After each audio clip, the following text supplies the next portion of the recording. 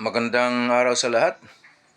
The YouTube channel of the Fraternal Order of Eagles, Limbas Law Corner is back to once again render public service in the field of law or itong pag-aming pagbabahagi ng aming kaunting kaalaman sa larangan ng batas para sa kaalaman ng sambayanang Pilipino, brought to you by the Limbas Marangal Eagles Club of the Eastern Rizal Region 2 sa pamamagitan ng inyong lingkod na isa ng mga abogado at isang profesor sa maraming law school sa ating bansa.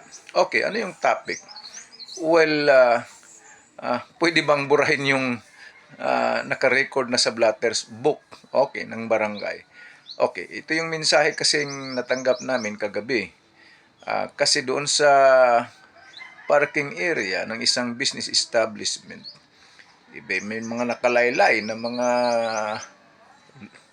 gamit or pangtali at nalaglag yung isang tarpaulin. Kaya sabi nung manager ng establishment ay hindi ka pwedeng umalis.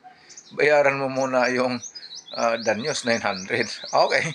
And of course, hindi pumayag itong nagmamaneho ng sasakyan. Tika muna, kayo ang may kasalanan dyan. Ba't nakalaylay dyan? Kayo ang negligent. So hanggang nakarating sa barangay, so pinablatter.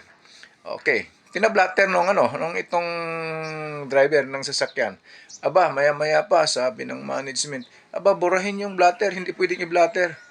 Pwede bang burahin? Well, itong nagmensahe sa akin, marunong naman ito dating pulis ito na pulis na marunong sabi na hindi pwedeng yan, hindi pwedeng burahin yan, naka-record na yan, public record na yan, tama ba? Hindi na burahin, hindi na nga buburahin kasi itong blatter sa barangay, ang ibig sabihin merong na-i-report at na-i-record na isang insidente, ayan ay natili na sa record, hindi na pwedeng burahin lang Okay, sana nakapaglingkod na naman itong aming club, the Limbas Marangal Eagles Club of the Eastern Rizal Region 2.